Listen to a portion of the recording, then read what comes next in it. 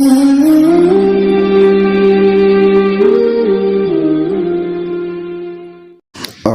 بالله من الشيطان الرجيم. بسم الله الرحمن الرحيم. ثم بعثنا من بعدهم موسى بآياتنا إلى فرعون وملئه فظلموا بها فانظر كيف كان عاقبة المفسدين. وقال موسى يا فرعون إني رسول من رب العالمين حقيق على ألا أقول على الله إلا الحق قد جئتكم ببينة من ربكم فأرسل معي بني إسرائيل. قال إن كنت جئت بآية فأت بها إن كنت من الصادقين. فألقى عصاه فإذا هي ثعبان مبين ونزع يده فإذا هي بيضاء للناظرين. قال الملأ من قوم فرعون إن هذا لساحر عليم يريد أن يخرجكم من أرضكم فماذا تأمرون. صدق اللہ مولانا العظیم. ترجمہ ان آیات مبارکہ کا یہ ہے، اللہ تعالیٰ فرماتے ہیں پھر بھیجا ہم نے ان کے بعد موسیٰ کو اپنی آیتوں کے ساتھ فرعون کی طرف اور اس کے سرداروں کی طرف، اس کے وزراء کی طرف، اس کے درباریوں کی طرف. فظلموا بہا، تو انہوں نے کفر کیا، ظلم کیا، کفر کیا. کفر سے بڑھ کر کوئی ظلم نہیں، شرک سے بڑھ کر کوئی ظلم نہیں. فظلموا بہا، بس انہوں نے کفر کیا. فانظر کیف کان عاقبۃ المفسدین، تو دیکھو کیسا انجام ہوا مفسدین کا. وقال موسیٰ یا فرعون انی رسول من رب العالمین، اور کہا موسیٰ نے اے فرعون میں پیغمبر ہوں دونوں جہاں کے پروردگار کا، میں رسول ہوں دونوں جہاں کے پروردگار کا. حقیق علی اللہ اقول علی اللہ الا الحق، قائم ہوں اس بات پر کہ نہ کہوں اللہ کی نہ کہوں کوئی بات مگر جو بات حق ہو اللہ تعالیٰ کی طرف سے. قد جئتکم ببینۃ من ربکم، میں لایا ہوں تمہارے پاس نشانیاں، دلائل، معجزے تمہارے رب کے پاس سے. فارسل معی بنی اسرائیل، تو تم بھیجو بنی اسرائیل کو میرے ساتھ، بنی اسرائیل کو میرے ساتھ بھیجو. قال ان كنت جئت بآیۃ فأت بها ان كنت من الصادقین، تو وہ بولا فرعون کہ اگر تو آیا ہے کوئی دلیل لے کر، معجزہ لے کر، نشانی لے کر آیا ہے، فأت بها، تو لا اس کو پیش کر. ان كنت من الصادقین، اگر تو سچا ہے. فألقى عصاه فإذا هي ثعبان مبین، تو موسیٰ علیہ السلام نے اپنی لاٹھی ڈالی، اپنی لاٹھی ایسے پھینکی. فإذا هي ثعبان مبین، تو کیا ہوا کہ وہ لاٹھی اچانک ایک منہ کھولے ہوئے دہاڑتا ہوا اژدہا ہو گیا. فإذا هي ثعبان مبین، صریح واضح اژدہا ہو گیا. ونزع يده فإذا هي بيضاء للناظرین، اور حضرت موسیٰ نے اپنے ہاتھ کو ایسے نکالا. فإذا هي بيضاء للناظرین، تو وہ دیکھنے والوں کے لیے بہت سفید ہو گیا، روشن سورج کی طرح تابناک. قال الملأ من قوم فرعون ان هذا لساحر علیم، تو فرعون کی قوم کے سرداروں نے، درباریوں نے اور وزراء نے کہا کہ ان هذا لساحر علیم، یہ تو بڑا ہی واقف کار اور زبردست جادوگر لگ رہا ہے. یرید ان یخرجکم من ارضکم، نکالنا چاہتا ہے تم کو تمہاری زمین سے، دھرتی سے. وماذا تأمرون، تو اب بولو تم کیا صلاح دیتے ہو، کیا مشورہ کرتے ہو۔ یہ ہو گیا ترجمہ ان آیات مبارکہ کا۔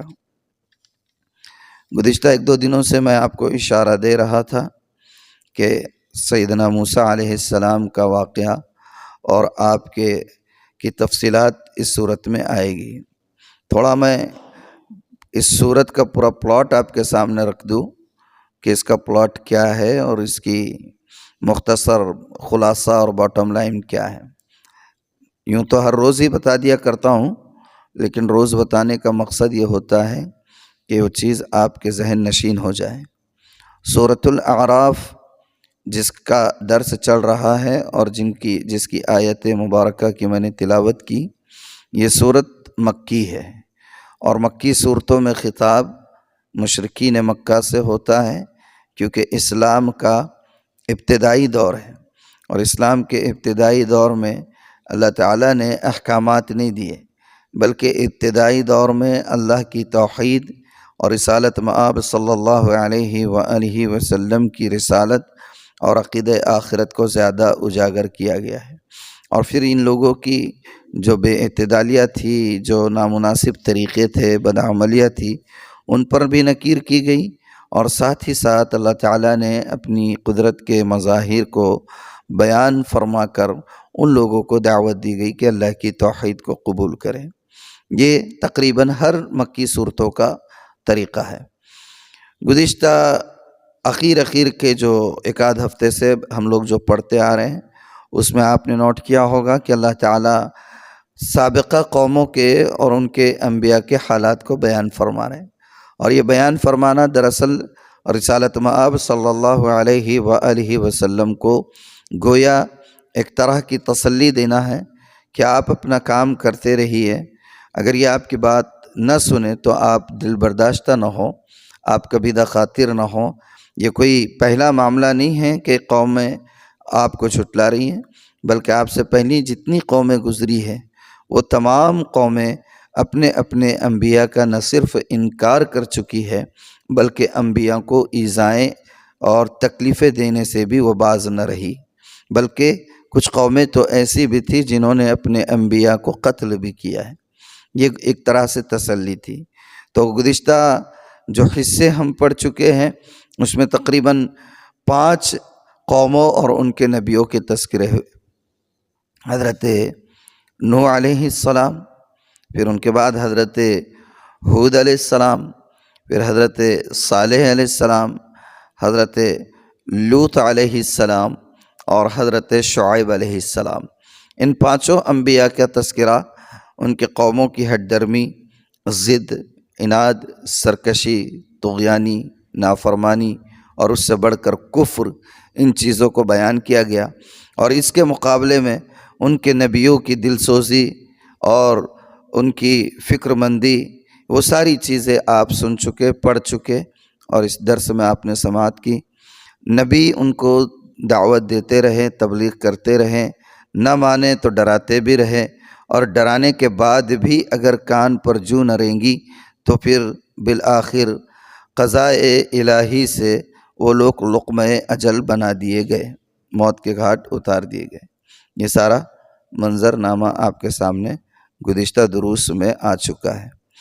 آج جو قصہ ہم نے تلاوت کیا اور جس کو پڑھا ہے، اس میں اللہ تعالیٰ فرماتے ہیں کہ پھر بھیجا ہم نے ان کے پیچھے، یعنی ان انبیاء کے بعد ہم نے موسیٰ کو اپنے معجزات کے ساتھ فرعون اور اس کے درباریوں کی طرف بھیجا، تو ان لوگوں نے ظلم کیا، بات کو مانا نہیں۔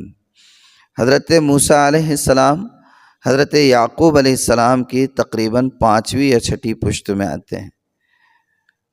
حضرت مولانا سرفراز صاحب صفدر نور اللہ مرقدہ کی تحقیق کے مطابق بنی اسرائیل کے نبی ہیں آپ، کیونکہ حضرت یوسف علیہ السلام کے کنعان سے مصر جانے کے بعد میں جب آپ بادشاہ بن گئے تھے، آپ نے اپنے والد صاحب کو بھی اور بقیہ بھائیوں کو بھی جو قحط سالی کی وجہ سے اناج لینے وہاں آ رہے تھے، وہیں پر بسا دیا تھا، وہیں پر آباد کرا دیا تھا، اور اس طرح وہ لوگ وہاں رہے اور پھر ان کی آبادی پھلتی پھولتی رہی اور وہ ایک پورا زبردست اور مضبوط کثیر العیال قبیلہ بن گیا۔ وہاں کا جو بادشاہ تھا اس نے ان کے لیے مصر کا ایک مخصوص علاقہ الاٹ کر دیا کہ آپ لوگ یہاں رہے، اور بڑے اعزاز سے رہ رہے تھے جب تک کہ حضرت یوسف علیہ السلام تھے۔ حضرت یوسف علیہ السلام کے زمانے میں فرعون کوئی پرٹیکولر ایک بندے کا نام نہیں ہے، فرعون اصل میں لقب ہوا کرتا تھا۔ کیا ہوا کرتا تھا؟ لقب ہوا کرتا تھا۔ بادشاہوں کے، جو مصر کے بادشاہ ہوتے تھے ان کے لقب ہوتے تھے فرعون۔ جیسے روم کے بادشاہوں کا لقب ہوتا تھا قیصر، کسریٰ کے بادشاہوں کا لقب ہوا، اسی طرح فارس کے بادشاہوں کا لقب ہوا کرتا تھا کسریٰ۔ اسی طریقے سے مصر اور ایجپٹ کے جو بادشاہان ہوتے تھے ان کے لقب ہوا کرتے تھے فرعون۔ تو یہ کئی فراعنہ گزرے ہیں، کئی فرعون گزرے ہیں۔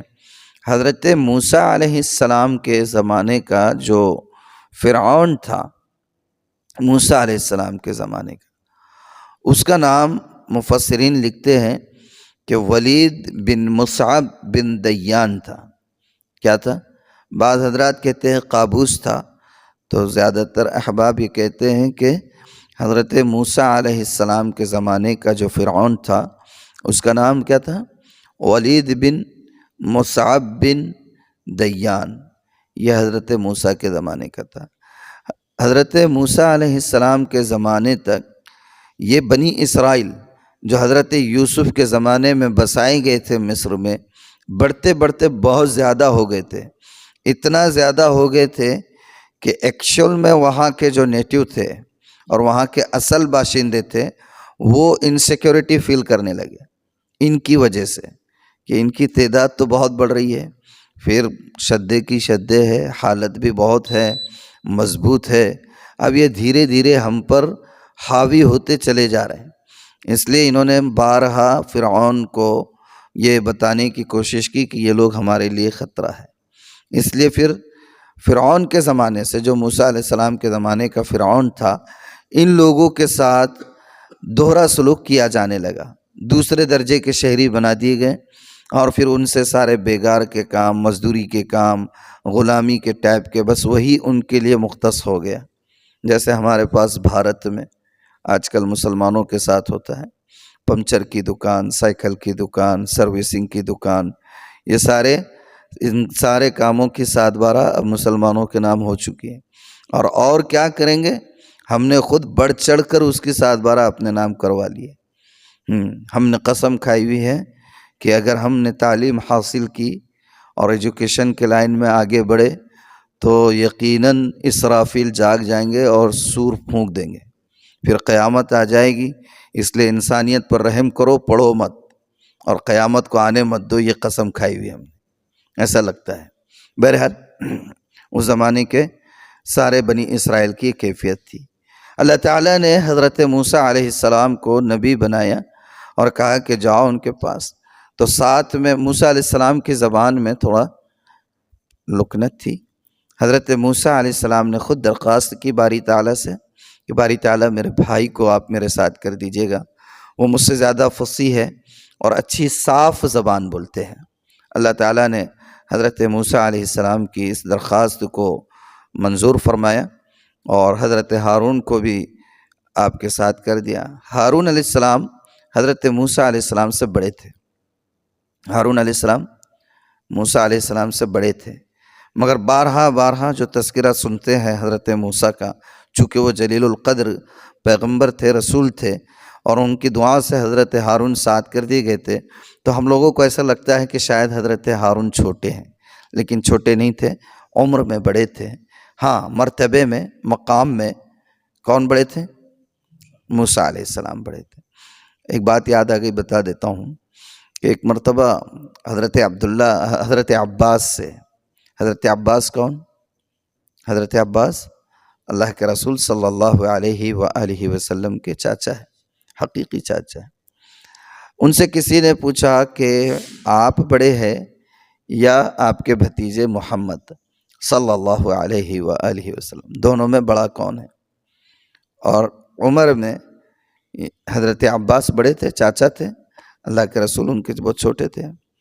تو جب ان سے کسی نے پوچھا کہ آپ بڑے یا آپ کے بھتیجے بڑے، تو کیا پیارا جواب دیا تھا، سبحان اللہ، کہا تھا کہ ہوا اکبر منی وانا اسن من، محمد مجھ سے بہت بڑے ہیں، ہاں میں پہلے پیدا ہو گیا۔ ہوا اکبر منی وانا اسن من، وہ مجھ سے بہت بڑے ہیں، ہاں میں تھوڑا پہلے پیدا ہو گیا۔ سبحان اللہ، سبحان اللہ، کیا جواب ہے! یہ کوئی قدر شناس ہی ایسا جواب دے سکتا ہے، ہم جیسے ناقدرے اور ناقدر شناس ہمارے ذہنوں میں بات بھی نہیں آتی ہے۔ بہرحال تو حضرت موسیٰ علیہ السلام گئے وہاں، ہارون علیہ السلام کو لے کر گئے، اور موسیٰ سے فرعون سے کہا کہ فرعون، یہ جو بنی اسرائیلیوں پر ظلم کی حد کر دی ہے، ابھی بس کرو اور رحم کرو ان پر، اور اجازت دو کہ میں انہیں یہاں سے لے کر چلا جاؤں، اب یہ کب تک تمہارے غلام بنے رہیں گے؟ تو درباری جتنے تھے وہ بڑا کٹے ہیں، انہوں نے کہا کہ یہ سب کنسپائریسی ہے، ان کا جتھا بنائے گا اور پھر ہم پر حاوی ہو جائے گا۔ اس کی بھی بات سمجھ میں آ گئی، ان کا نہیں بھیجتا ہوں۔ موسیٰ علیہ السلام نے کہا میں اللہ کا، دونوں جہاں کے پروردگار کا بھیجا ہوا نمائندہ ہوں، ریپریزنٹیٹیو ہوں، پروفٹ ہوں، محمد رسول ہوں۔ تو اس نے کہا کہ اچھا اتنے باتیں مت کرو، کیا کرنا ہے کر لو، جو دلیل معجزے وغیرہ بول رہے نا وہ لا کے بتاؤ۔ حضرت موسیٰ علیہ السلام نے باری تعالیٰ کے حکم سے ہاتھ میں جو لکڑی تھی وہ لکڑی یوں پھینک دی، جیسے ہی لکڑی پھینکی وہ اژدہا اتنا بڑا بن گیا اور ایسے چنگھاڑنے لگا۔ کیا کرنے لگا؟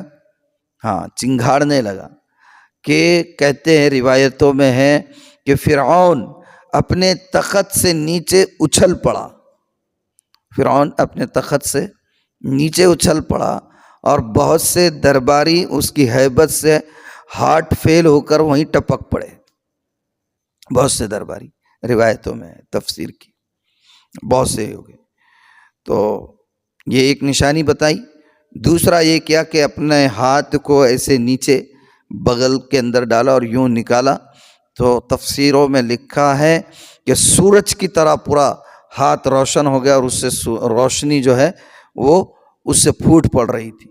جب یہ دونوں دلیلیں درباریوں نے دیکھے تو درباریوں نے پھر فرعون کے کان بھرنا شروع کیے، یہ دیکھو پکا کوئی بہت بڑا جانکار جادوگر ہے، اور یہ سب جو ہے یہ اپنے جادو کے ذریعے سے ہمیں اپنی زمین سے نکالنا چاہ رہا ہے، ہمیں اپنی زمین سے نکالنا چاہ رہا ہے، اپنے بنی اسرائیلیوں کی آزادی مقصود نہیں ہے، ہمیں ختم کرنا ہے۔ فماذا تأمرون، اب تمہاری کیا صلاح ہے؟ اب یہ اس نے مشورہ مانگا، فرعون نے بھی مشورہ مانگا، بولو اب کیا کرنا چاہیے، یہ تو بہت بڑا جادوگر دکھ رہا اور اس کے ہاتھ میں بڑا پاور ہے، اب اپنے کو کیا کرنا ہے یہ بولو۔ اب یہ کیا کرتے؟ اللہ تعالیٰ اگر توفیق مرحمت فرمائے تو اس کو کل پڑھیں گے انشاءاللہ، وقت بہت ہو رہا ہے۔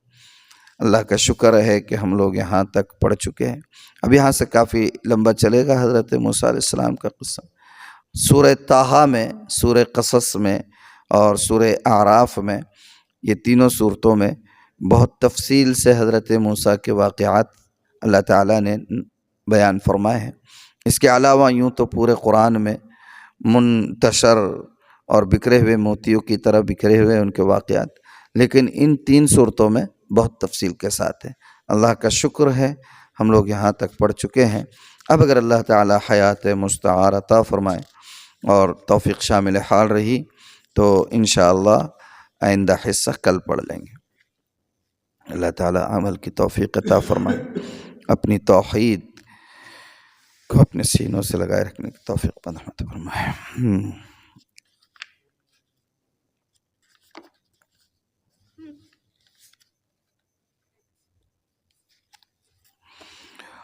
خطبے کے وقت چندے کا ڈبہ گھمانا، ابھی تو کوئی چندے کا ڈبہ خطبے کے وقت نہیں گھماتا ہے، لیکن بہرحال مسئلہ لکھ دیے، کہیں جہالت سے ہو بھی سکتا ہے۔ بعض مساجد میں دستور ہے کہ خطبے کے دوران نمازیوں کے سامنے چندے کا ڈبہ گھمایا جاتا ہے، یہ عمل جائز نہیں ہے، کیونکہ جب دوران خطبہ ذکر اذکار کرنے تک کی ممانعت ہے تو اس عمل کی کیسے اجازت ہو سکتی ہے؟ اور رمضان میں خطبۃ الوداع، جمعۃ الوداع، ہاں کیا ہے یہ جمعۃ الوداع؟ کیا رہتا؟ مجھے تو آج تک نہیں سمجھ میں آئی، اور خطبۃ الوداع بھی سمجھ نہیں آیا۔ اب یہ جتنے اس وقت آتے نا علامہ مفتی حضرات، ان سے پوچھیں گے اپن۔ ابھی تو اتنا سمجھ لیں کہ یہ خطبۃ الوداع اور جمعۃ الوداع کی کوئی حیثیت نہیں ہے، کوئی شریعہ نہیں ہے، سب دین اللہ کے ہے، دین اللہ پھیرتے رہتے ہیں۔ بہرحال اللہ عمل کی توفیق عطا فرمائے۔ سبحان اللہ وبحمدہ، سبحانک اللہم وبحمدک، نشہد ان لا الہ الا انت، نستغفرک ونتوب الیک۔ سبحان ربک رب العزة عما یصفون، وسلام علی المرسلین، والحمد للہ رب العالمین۔